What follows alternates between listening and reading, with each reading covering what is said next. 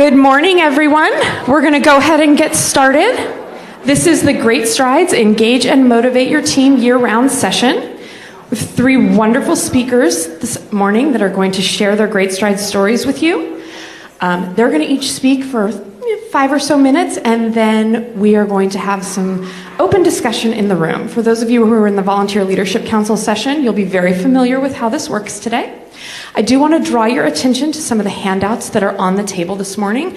They're just some tools that we want to make sure you take with you this afternoon, as they will be very helpful in your Great Strides adventures as you go forward. We have a fundraising planning worksheet. We have a Who Do You Know worksheet. And then the most important thing we want you to take away is your contact information sheet. This is just an easy document so you can collect phone numbers and email addresses before you leave VLC this week. So with all of that said, for those of you joining us online, we want to make sure that you do enter your questions online, and we will be fielding those here in the room as well. And we want to encourage those of you in the room to ask questions as each of the presenters wraps up. And with that being said, I'm excited to introduce our first presenter, Ms. Nicole Airy. Good morning, everyone. Thank you so much for being here in the room and online as well. Again, my name is Nicole Airy. I'm currently in the Massachusetts, Rhode Island chapter. I'll share a little bit more about how long we've been there and our past skipping around with chapters and states and all that good stuff. But I'm here to talk to you today about my letter writing campaign. Basically, I am a team leader for my team, Grace's Aces. I've been doing this about 15 years. I have a beautiful and feisty 15-year-old daughter with CF, which I'll show this in a second. Basically, the reason that I'm doing Great Strides and all my involvement with CF is that, like many of you here, feel like you kind of don't have control, you don't have anything that you can do to help your child or your loved one with their disease. This is my way of helping them and giving back and making me feel like I can do something. Basically, she's, like I said, very active and outgoing and does her thing. And like many of you, probably people say, oh, you'd never know if there's anything wrong with her. People say that all the time, and it's a wonderful thing, and it's also like you don't know the half of it. So the goals of my letter writing campaign are typically to, obviously, number one, raise funds for cystic fibrosis. The second would be to generate awareness. And lastly, of course, recruit walkers, volunteers, have people help the day of the walk or get our messaging out to their friends and family. The typical targets that I have incorporated in the past are current and ongoing donors that we've been really fortunate to have for the last 15 years supporting our family. And as I referred to earlier, we have moved 4 times, 4 different states all over the country in the last 15 years of my daughter's life. So that has been an interesting ride, but the positive to that is all the wonderful people we've met along the way, the communities we've built, and also creating a new message for the new people who we kind of need to educate a little bit about CF, tell them a little bit more about facts and things, as well as how Gracie's doing. The mediums that we use are typically email, snail mail, texting, word of mouth, and wraparound events or passion fundraising. Social media, of course, there's a couple of other speakers that are going to talk a little bit more about each of those. The frequency that I usually do is probably about 4 weeks before the event. I try to make announcements on social media, in my letters, as well as do like a signature in my email and my texting, both on my phone and my computer, to kind of like save the date, and also put my fundraising link to let everybody know what's coming up and kind of put it on their calendar. And then I also do like follow-ups with that. Like every 2 weeks I would send a reminder to just kind of get people, a lot of people kind of, I don't know about you, but your email inbox fills up and you're like, oh my God, I forgot about that fundraiser or that event. Just kind of remind people to kind of go back to that. And social media, same thing. I try to start like about 4 weeks out and just do maybe a post a week or the week of the event, just some ticklers here and there to just remind people, put the link so they can visit your page, join your team, fundraise, donate, the whole bit. The format that I've been using the last couple of years, which has been really easy and helpful, I don't know how about you guys with Macs, but there's a program called Pages that has like these templates already built in. So I created a template. I'll try to show you here. Basically, it's kind of like a newsletter format where you can incorporate some consistency throughout your messaging for the year, where you have some pictures and kind of updates about your team and how your child or loved one is doing.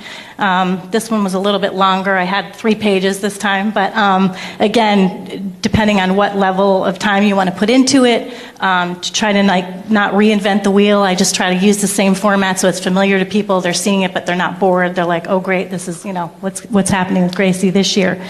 Another component that I like to put in would be an intro in your email, just something very succinct but very thought-provoking, that if they don't have time to read your letter attachment, that they actually can just get excited about your event and just go click through your link right away.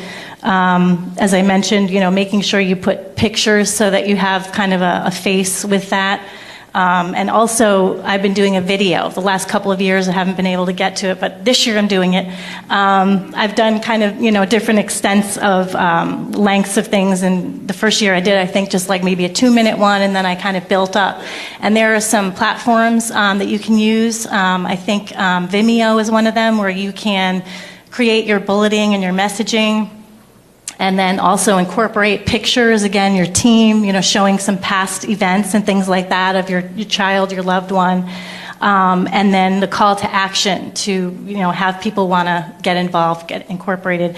And it really helps put a face to the disease so people understand, day to day what your child or loved one is doing with their treatments and their breathing and their medications, et cetera. Another couple of things I like to put in there would be the CF facts, the really, things we've been hearing about the last couple of days, about the fact that the median life expectancy, the fact that there is no cure, we're not done, we got plenty of work to do. Even though I've been hitting you up for 15 years, I'm going to keep bothering everybody until I have no reason to reach out any longer, except for to say CF is cured. And then lastly, again, just to make sure you've got that component in there talking about recruiting people, getting them to be part of that. The subject, I would say, would be, definitely put in some things that are positive, about the wonderful things that are happening in your child's life and how they lead kind of a normal, active life, as well as the pictures of them doing their treatments and that type of thing. A viral component, really important. Share your message. Have people share their message with friends and family as soon as possible. Get the message out. Let them see your video. Corporate matching. Definitely, friends and family that work at companies, you can double your fundraising for match for that. The last 2 things would be engage your community. Any single person I meet, they're going to get my letter. My kids' activities, the nail salon, wherever you go, whoever you meet, share your letter with them. And then the last thing would be the prizes. Sometimes I feel guilty, like, I don't want to take something from the foundation. I feel badly if, I've raised a certain amount, I want to take the prize. But other people might be encouraged by that and motivated to say, not only do I help you and raise more money, but then I can also get something with that. So that said, I just wanted to open up the floor to questions. If anyone had anything specific to ask, or if they want to tell us really quickly about their fundraising and letter writing campaign. Yeah. Sorry. Thank you. So, because you've moved a lot, and I'm not a native to where my chapter is, what's the way you get started with deciding where to send letters? Kind of what's your breakdown for how you start, just the list of people that you're going to send to? That's a great question. Thanks for asking. I would say it's probably like my immediate network. I feel like with having a child with CF, you have a team of people that are involved in their lives, ranging from the school, the care team, the foundation, friends, family, etc. So I kind of think about, okay, are there people that would fall into that kind of that influence, if you will? And then also day to day, like where are you going to be going for your errands or for your shopping or the library, any place that you could feel like you're going to be going to. I would say that would be kind of like the low-hanging fruit, we would call it, the people who we know that we already have started to build a relationship with. And obviously, the more that you go places, you're going to be, meeting more people along the way. And even just jot it down, just on a piece of paper, and maybe just put some categories so you're not totally overwhelmed with, oh my gosh, how am I going to tackle this? And just do it in kind of little pieces. Yes. Yes. Hi, Laura Gordon. I send out my letter as well. It'd be the snail mail and email. And I always say, to get off my email list, you pretty much have to die. And I'm unfortunately pretty sure there's dead people still on my email list. So you keep sending that letter out electronically, via email, whatever means. And people will get the message. Sometimes they'll read it, sometimes they won't. But there'll be things that catch their eye. So send it to everybody. Nobody doesn't get it. Everybody gets it. Anybody else? One of the things that I have done for a letter writing campaign or through Facebook, I reach out to even everybody that I went to high school with and say, I graduated in 1985. I challenge everybody in this class to donate 1985. And then we had our 30th reunion, and so I asked for $30. And so that really took off. And then so we had challenges with my best friend who graduated at a different time. So then it all really took off from there, and that was a lot of fun. So that's a good one to do for us. Thank you so much. That's a great idea. I'm sure everybody can come up with some different numbers or ways to kind of be creative and get people engaged and involved. Any other quick questions? Okay.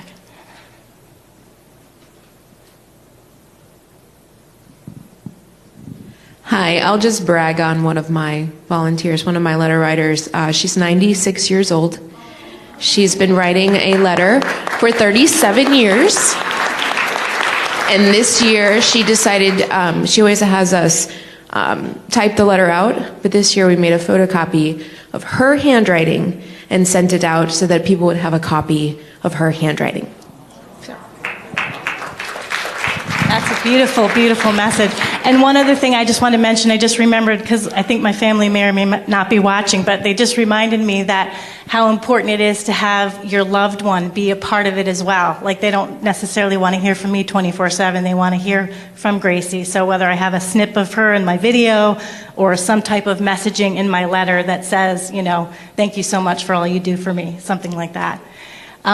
So we're going to have a little bit of a group discussion at our tables. The first question would be, what makes a letter impactful? And the second will be, how can a letter help to engage a broader audience? We're going to take a few minutes to do that, and then I'm going to introduce our next speaker.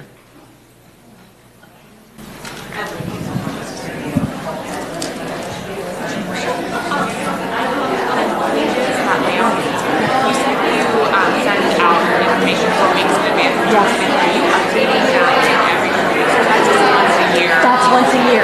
Yes. And then I just do kind of like a little lead-in reminder. This is just a reminder. We are tweeting out, blah, blah, blah. Just so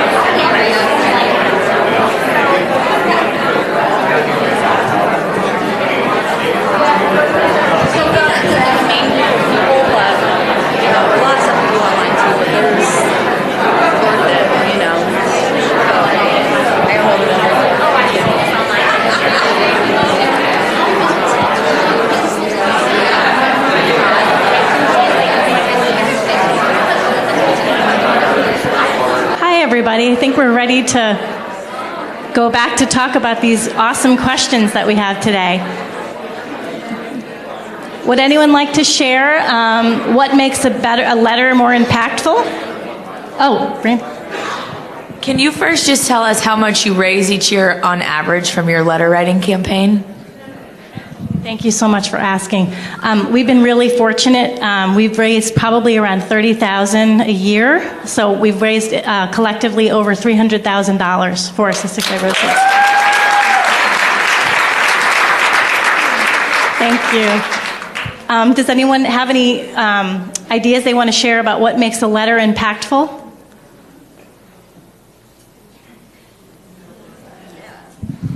Hi, my name is Dana Blackman. Just because it just came up with someone at the table saying that they don't use a picture because it's too complicated.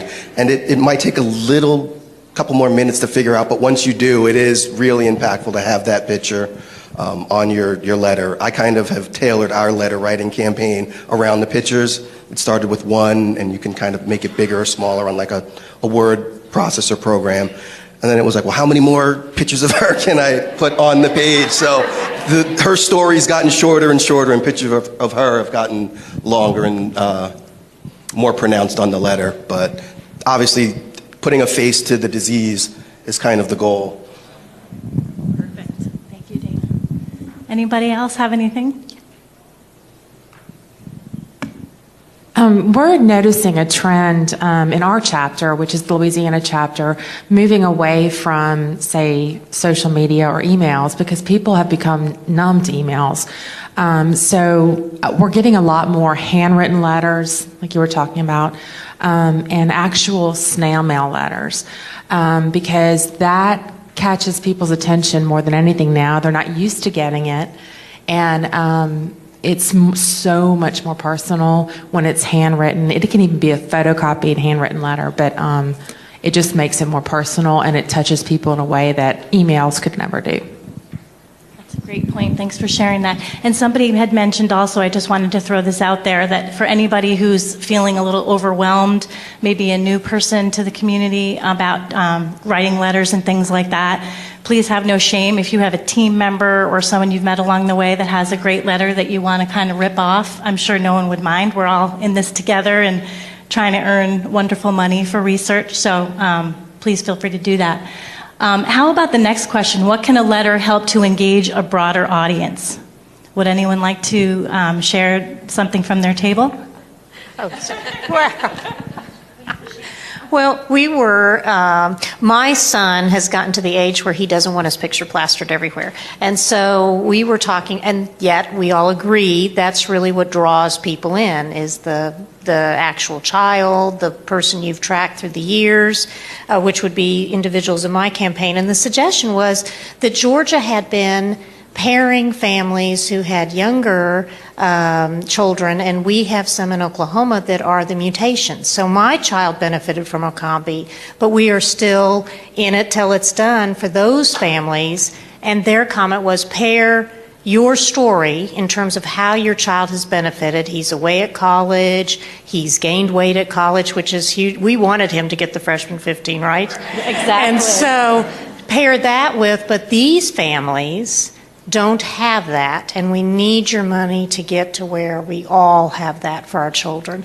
And so that was what they talked about, would be a way to get around not being able to put your child's face out there anymore, but still have that story and his be the success story with the pictures of the younger children who we still need money for.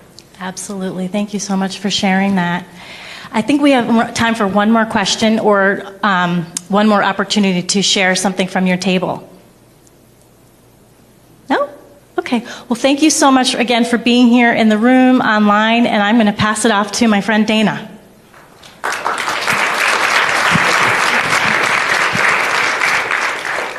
Hi, my name is Dana Blackman.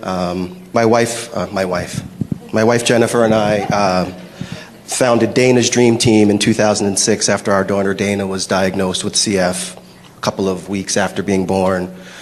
we showed up at our first Great Strides walk 2 months later, and then off we went. Our fundraising effort started with a letter writing campaign. I'm an attorney, so I would send letters to all of my colleagues, and most of them are older attorneys, so they really responded to the letter and the story that was attached to it. And then I joined Facebook as a way to connect with friends, and then looked at it and said, oh, well, this is a way to share Dana's story. So it became just updating people on what she's going through, how she's doing. And we're kind of lucky with her because she's outgoing, she's energetic, she loves to talk, she's never met a microphone she didn't like. So we, during our walks that we do, we'd have a little question and answer session, and she'd be 4 years old, and she would just say, thank you for being here. And one of the walks we noticed, she would say, thank you for coming to my walk. And we're like, well, it's not just for you. Everybody here is not just for you. But that became one of the things that we just, that helped us in fundraising, is the social media. It started with Facebook, connecting with friends, putting pictures, and to really fundraise through social media, you have to be willing to put yourself out there and put your child out there to some degree. Now, it's got to be at your comfort level, what you're comfortable sharing about your story and your experience. We're going to end up having to deal with that balance because she's getting older and she's going to want to take control of her own story soon. She's 12, she likes to talk.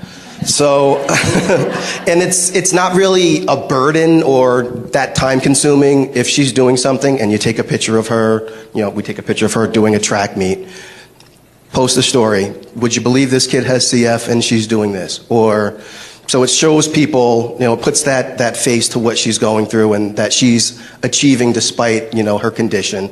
And then, during the course of the year, because this is just day-to-day things, we're not constantly focused on it, but we all go to concerts and plays and, athletic events and bake sales. If she's doing something, you just, you take a picture, you post it for your friends, and then you never know, you find a way to stick CF in there. It kind of starts on, how many people here are using the CF Foundation's website to fundraise? And have you tailored the page that they give you to your personal story? In doing your letter writing campaign, that's kind of probably the easiest way to start because that lays it out, and then you can see that could take up a whole page, and then there's some things you can cut out and just tailor to your story. That's kind of how I started with my letter. And that transitioned to Facebook, and then it transitioned to Instagram. And Instagram's, it's a visual medium, so you post your picture, and one of the other things to make sure you do is to follow, like the Cystic Fibrosis Foundation or other CF websites, and add links to those sites because it can keep generating your content throughout the year. People might not want to always look at a picture of your child, no matter how adorable they are, but they're still interested in cystic fibrosis. So you can, just be scrolling through your timeline and say, oh, there's this new drug that came out. Let me share that and say, hey, this is where your money is going. You can see tangible results of the years that I've been asking. It's actually resulting in something. Some of the tips as well with the social media. I've expanded now to Twitter. Twitter's kind of a more out there kind of a thing. Your privacy settings aren't as tailored as you can make them with Instagram or Facebook. So you've got to be willing to, again, put your stuff out there. You're more limited in the number of characters you can use. So it's like, get to the point, and then here's the link. It's always important to copy your link from that CF webpage because then it's right there. And the nice thing about Facebook is it'll pop up with your page and it'll say Dana and Dana's Dream Team, and they can just click on it. It'll take them directly to the page. They can donate. They can join your team. One of the other things we do, I like to do through Facebook, is when I get a donation, is copy the name of the person that made the donation, and again, copy that link and say, hey, thank you for donating. And your friends' friends will then see what they're doing, maybe click on the link, read the story about Dana, and then it kind of spreads out. So getting into social media, it doesn't have to be a burden. It doesn't have to be all time consuming. It's what you're comfortable with and how much you're willing to share and put yourself out there.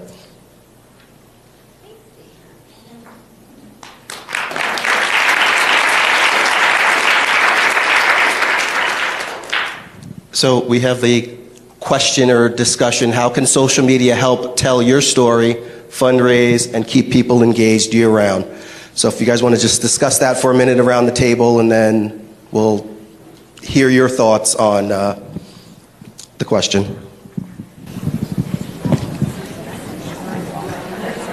this how? One thing that I started doing last year is April was my birthday. So I asked, instead of birthday gifts, and then I calculated it out. Like every friend donated $20 to my specific. And I like put that down. So I think that's always like fun because people are like, oh, it's super cool, but it's like you're really donating. And that's a new thing they just put out there, which I thought was great. Oh yeah, now they've made it like a I usually just put my link to my tip page and just say, for my birthday, I get everybody to donate $20. I mean, they do that. Like a charity. So, I don't know how personal that is. I also think less of that donation from like Facebook donate to charity. It will not all go to the charity. So I thought my mom posted, I'm like, thank you for doing that, but just post the link to your webpage because you have a webpage. The money's going to Yeah, that's a good point. Yeah. They take their 3%. Yeah. Oh, that's good to know. Yeah. What's the point of going to Yeah, that's why they do it. Yeah. It's a full profit. People are more. That's right. Yeah. Thanks for telling us that. Yeah, I'm glad you said that too. Somebody just asked me about it. I didn't tell her.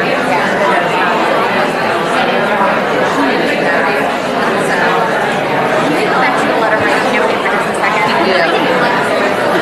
So, let's just say I'm going to send it out and ask you to send out the letter with the picture, like put that as an email.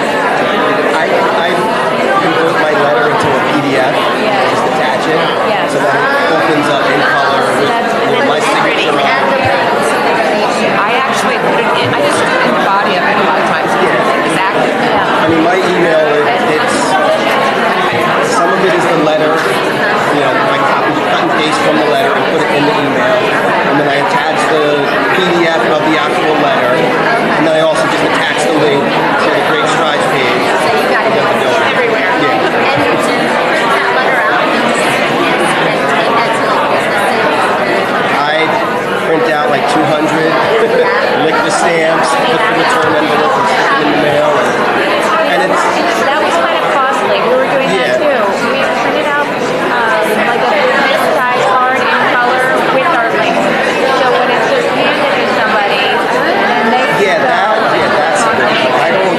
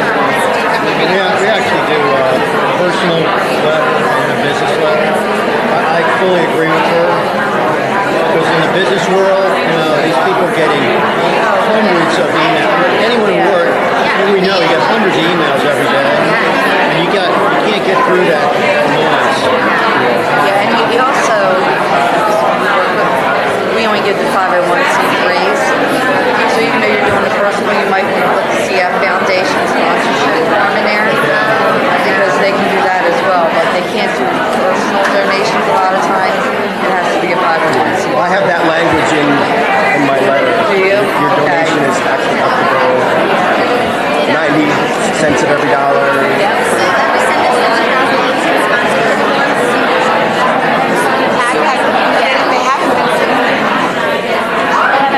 talking about the brochures that we used to have? Yeah. I haven't seen them in ages. The printed brochure. No. I think they stopped to save money. For businesses, they have a sponsorship package. Yeah. I think on CFF that would work. It's ready.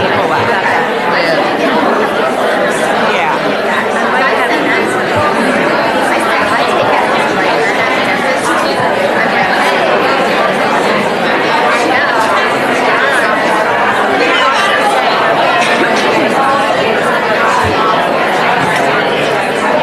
I know I have a copy of one. One of the sites, and this is not the one that I was thinking of, is called 4, the number 4, over 4, the number 4.com.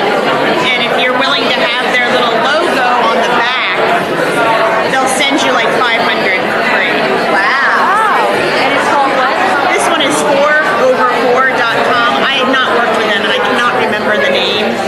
But Vistaprint, which does business cards and Christmas cards, they might also do it if you're willing to have something to add on that. You have to make sure they have things. Okay. Does anybody want to share their discussion? Sure. Hi. My name is Frank Spera. My wife, Dee, sitting right next to me, trying to avoid me. We are from the Palm Beach chapter. We're grandparents. For those of you that want to know what a note card looks like, see me after and I'll show you what they come in small packs, usually about a dozen. I buy mine at Walgreens. Yeah. I'm trying to be humorous. When we leave our 15-year-old grandson, who lives in Cumming, Georgia, we live in Florida. When we leave him and the family, when we visit, I usually hug him, and I slip a $20 bill in his clenched fist, which is always loose, because he knows one is coming. And I kiss him on the cheek, and I whisper in his ear, if you want to go to Georgia Tech, son, study hard. You're in charge of that. But you know what you have to do every day. And he says, I know, Pop. And I said, that's all you have to do.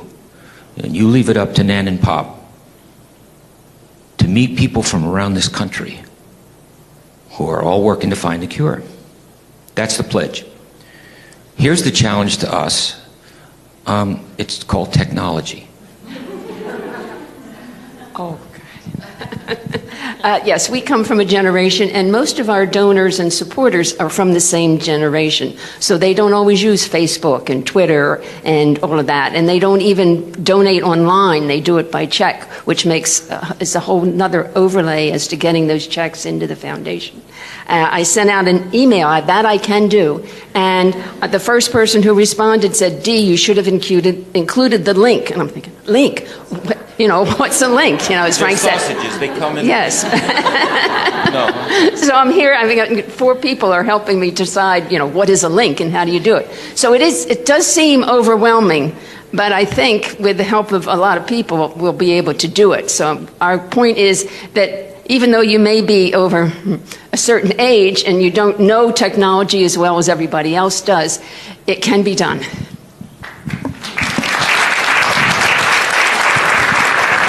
That's absolutely true, and it's also, you know, a lesson for like people that are newly diagnosed and they're just getting involved, or people that are older and have been doing things a certain way.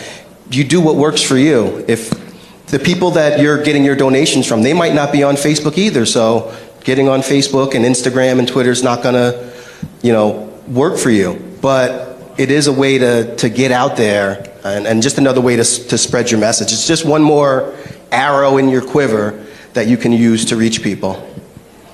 Oh. Hi, my name is Chelsea. I have 2 things. So one thing I wanted to share is that we have a social media calendar. So we put everything in ahead of time so we know what we're posting, and we utilize hashtags other people are using. So Just on National Women's Day, we did hashtag National Women's Day and posted all the women on our team and talked about that. We do hashtag Teammate Tuesday, where we highlight people on our team and what they're doing and why it's important to them. Have a video of them why they're fundraising. And another thing I wanted to mention is like time of day and which days you're posting. So there are certain times where people are not on Facebook, they're not on Instagram. There's certain days, so you want to like push like noontime when people are taking their lunch, they're pulling out their phone and getting Facebook up. And you also want to make sure you're not posting too much. So the way the algorithm works on Facebook and Instagram is once you have that second post up, one of your posts are going to get lost. So nobody is going to see it. It's going to focus on one and get that one out. So that's it. Thank you. And that's also important. That's the pound sign for the older generation. But the hashtag allows, it's like a search algorithm. So if you post that in, it's going to spread it to more people, and more people are going to see it. Those tips are really great. One other thing that I do is I typically start about 60 days out, and I pre-plan, at least in my idea, topical posts. And people like a story. So what I do is I take a long story, my husband's story, and I chop it up into little pieces and tell the story one post a day in all those social media outlets. So they're coming back the next day because they want to see the next portion of the story. And doing a post on social media without a picture is pointless. So you need a picture for attention. So what I did last year is, as I was selecting the pictures, I looked at which pictures seemed to cause people to actually click on the link and go and donate. And the two pictures, my husband's 41, the two pictures that seemed to cause the most posts were one of him sitting on a table with a birthday cake when he was 2 or 3 years old. And another one was of him holding a dinner plate that was covered in the pills and the aerosols that he nebulizes. And that, because that makes it real to people in a different kind of way. So I weave in the big facts about CF with his personal story, and again, tell that over a series of days. The other tip that I want to share is the Great Strides app is really good because it will generate a short URL. And if you're not using the app and you're using social media like Twitter that has a limited character field, you're going to want to make something like Tiny URL your best friend to shorten those URLs. Yeah. I was just experiencing that today. Google has a URL shortener, so it'll take your link and make it real short so you can post it on Twitter.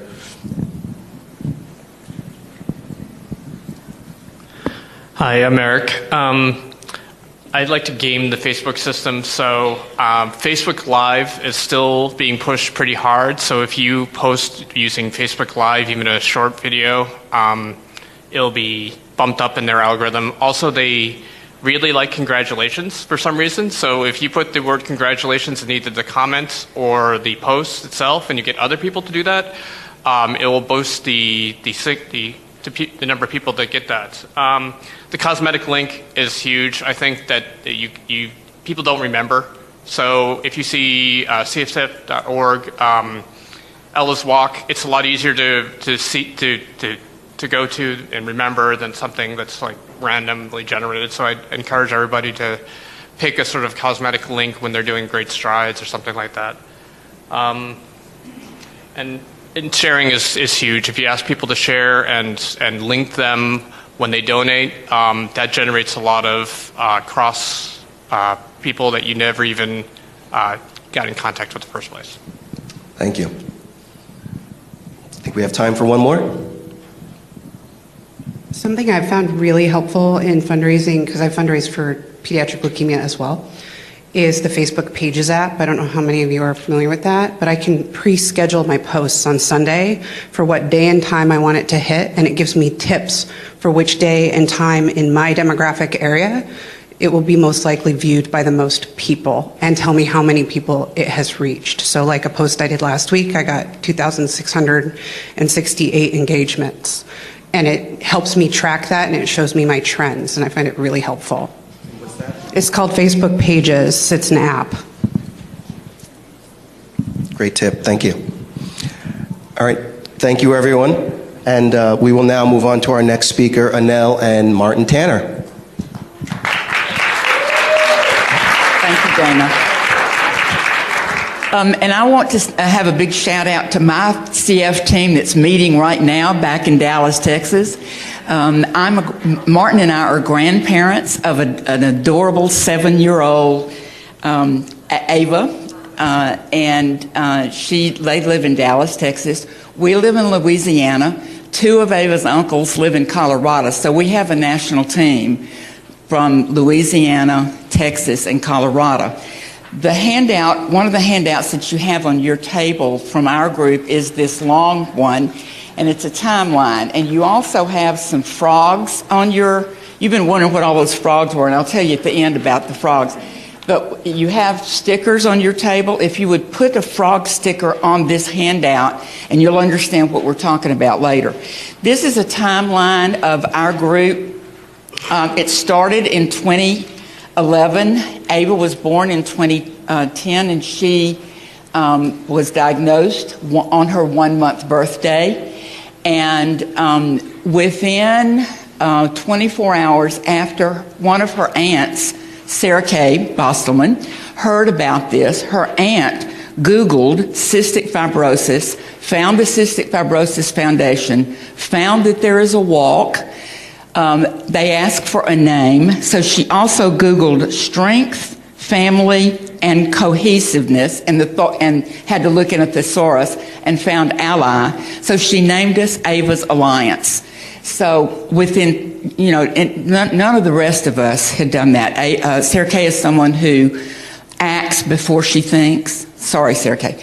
But she ran right away with it, signed us up for a Great Strides Walk, and gave us a name. So this is the beginning in 2011. So she was born in September, so you sort of start planning the walk for Dallas. It happens in April, and so we started in January planning the walk. But by then, we still weren't. We were still sort of in shock, and new. And some of you here have family members that are newly diagnosed. And the main message I really want to give you about this timeline is. You don't have to raise the $250,000 a year that some groups do. You just start where you are and do what you can do. And so that first year we went to the walk. Like when Dana said 2 weeks, 2 months after she was born, they went to their first walk. That's what we did. We did a letter writing campaign. The top line says that we raised $14,000 that year. You'll see going on across the timeline, different times, and I'm not going to read this to you, but I am going to add a couple of things. One is we did do videos, and so if you YouTube Ava's Alliance, all one word, Ava's Alliance, you'll get to see 4 or 5 of her videos, and we'll be doing another one this year. The other thing that is not on there is in 2015, you'll see sort of a bump in numbers. We added to our silent and live auction an auctioneer, and that really did help us bump the numbers. It was a donated person, and he runs a business, and he just does benefit bidding. And so his website is www.benefitbidding.com, and then to see ours, it's benefitbidding.com/give-CF the boot. So the last couple of years, we've also had an online auction. So one of the friends that I've met here at VLC was saying, is there a calendar that we can have that can see where other people are having live auctions or silent auctions? Because I'm going to buy this party or this game or this service for my kid anyway. I'd rather buy it from somebody else that has, the CF. So if you want to buy it from us, you can go on our online and see where the Give CF the Boot auction is. And then down at the bottom, the Holiday Sip and Shop. This is one of the other grandmothers who runs this, Betsy, who is in Dallas. And they have that around Christmas time. And there are some companies, multi-level companies, who really like to have parties, and they'll go to any party and set up a booth. So they've had Pampered Chef, Arbonne International Health and Beauty, Drift Modern Jewelry, and Young Living Essential Oils, LuLaRoe, Ribby Ribbon. So a lot of those places, and wherever you live, you probably have some others too. the national team, part of what I was going to be focusing on was the year-round thing. And so with the national team, it's sort of built in because the Great Strides walks are at different times of the year. One of the most important things I'm going to say with this is there's got to be some downtime. You cannot work 365 days a year on fundraising. You'll burn out quickly, and so will the people that you're writing something to. So in the downtime, what you can do is, update people related to the new discoveries in CF.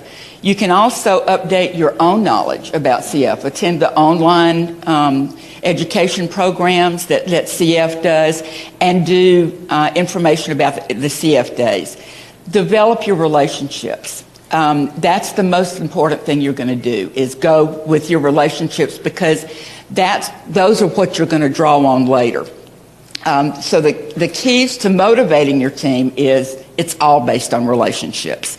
One of our biggest volunteers, the first year, she volunteered to do the video for us. And my daughter was saying to her, it's our daughter, our granddaughter that does this, but why do you give so much time to this? And she said, because one time I heard you talk about a song that was a song that you would have for your daughter's service. I may have my granddaughter listening, so I'm not going to say everything. No mother should be having to pick out music for her daughter's service. And I want to do anything I can do to help that. I had a friend who died from breast cancer, and one of her last things was she looked up at her mother and said, "Did I make a difference?"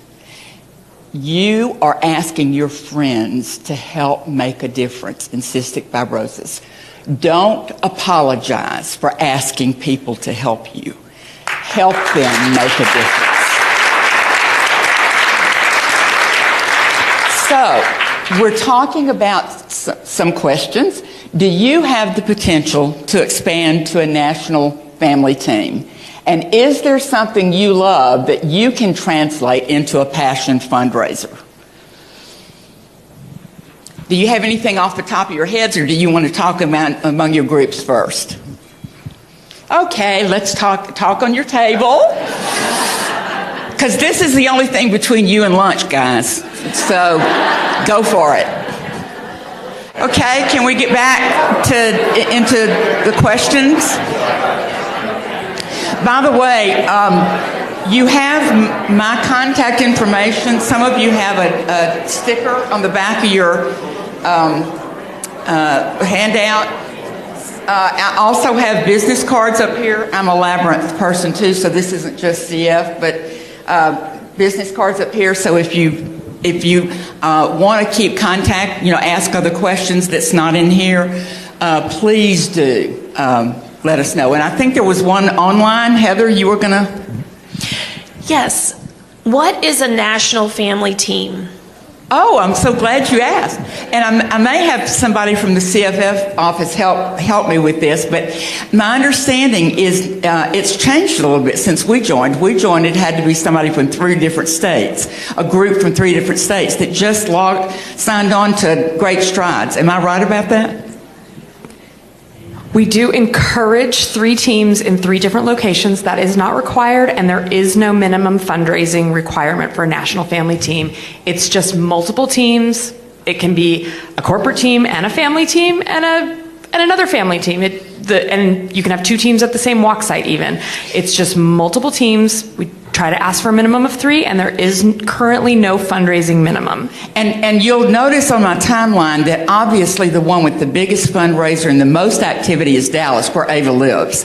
But Louisiana, we're from a very small community. I think that there are a total of 4 families in my community that have CF, and then we're the 5th one that's grandparents, and so it's not a big group. And then the one in Colorado is the 2 uncles, but the one in Colorado, one of the family members has a corporate match for what's raised. That doubles the amount of what we bring in. So the corporate match doesn't have to be any one place. That can, like she said, one state. If you've got somebody that's in a corporate match, that can be that team for them. Hi, we're Team Feats. We're a national family team, and I just wanted to say that I'm all about raising the money and awareness and things like that. So when we started our national family team, I was talking to Austin, who's now 17. He was about 10 at the time, and I was talking about money and all this. And he was like, no, it's really cool that somebody's walking in Maine. It's really cool that somebody's walking in California for me today. So now when walk season happens, I'll be like, hey, buddy, somebody's walking today for us in, Florida or Tampa. So it's really great, and I think the people that you've been sending that awesome letter to over the years want to participate in a different way. When you become a national family team, it's not like this horrible, oh my God, national family team, the weight of it. No, it's something fun. It's that person that's not going to be able to come to your local walk that wants to support you in another way, and you say, hey, we'd love you to be a team leader, represent us, the donation you usually send to me, donate to yourself, and ask your friends to join you. It's very easy. It's not this difficult process. Your local chapters can help you, and there's a lot of information about national family teams. Thanks. And we're in the location where Ava's mom grew up, and so she still has friends and other children her age too. And so when we have a walk, actually they come over most of the time and participate in the walk, and it's the only time they really get to see Ava. And so it's a good thing there. Okay, so what about anybody in the room or any other online talking about the National Family Team, potential National Family Team? Any other good recommendations, suggestions, thoughts, questions?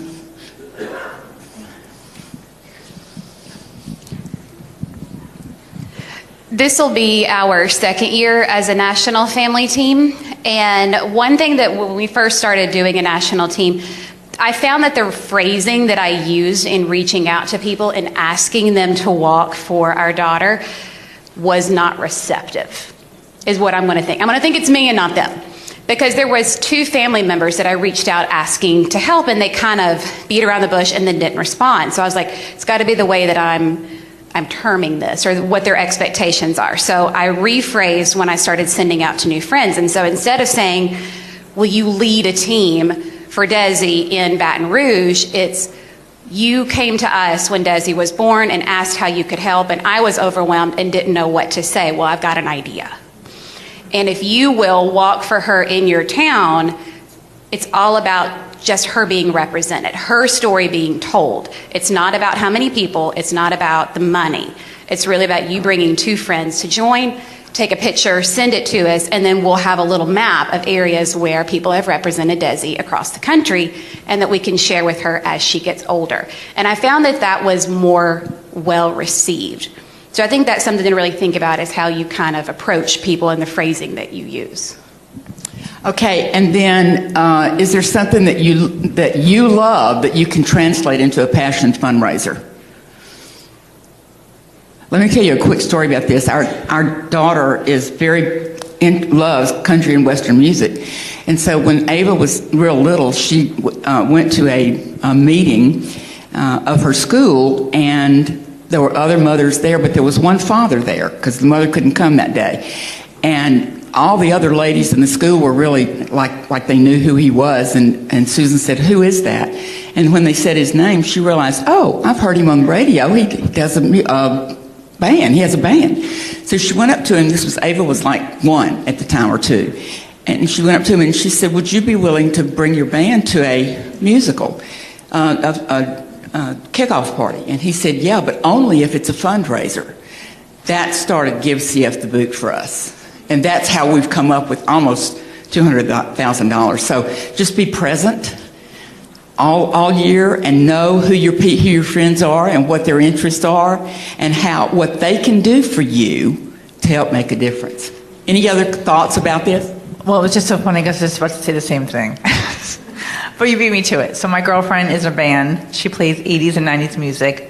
My passion is dancing. Love to dance. All my friends, we go out dancing at least once a month. What better way to have my girlfriend's band? They play all the time. They don't charge to get in. Charge $25 per person to come in. And all of a sudden we have a fundraiser. And we're all having fun. Exactly. And even if you don't have a friend who has a band, just like you said, find a band and ask them to do a fundraiser. Exactly. Okay, so I'll just tell you about the frogs. So my mission to you is, okay, so some of you have tree frog stickers. Do any of you know, and my brother's a biologist, I didn't ask him this, but I don't think a tree frog stands at the bottom of the tree, looks up at the top of the tree and says, look at all my friends up there. There's no way I can get to the top of that tree. I'm just not going to go. Do you think a tree frog does that? No, he just jumps in. He just starts climbing. Wherever he is, he jumps in and goes. So what about a frog with a stream going by? Do you think he looks in front of him and says, look how far those frogs have gotten. I can't get that far. Look how much money those people have raised. I can't do that. Frogs don't do that. They just jump in where they are and start swimming. And that's what my message to each and every one of you is. Jump in where you are, start climbing the tree in front of you, and go.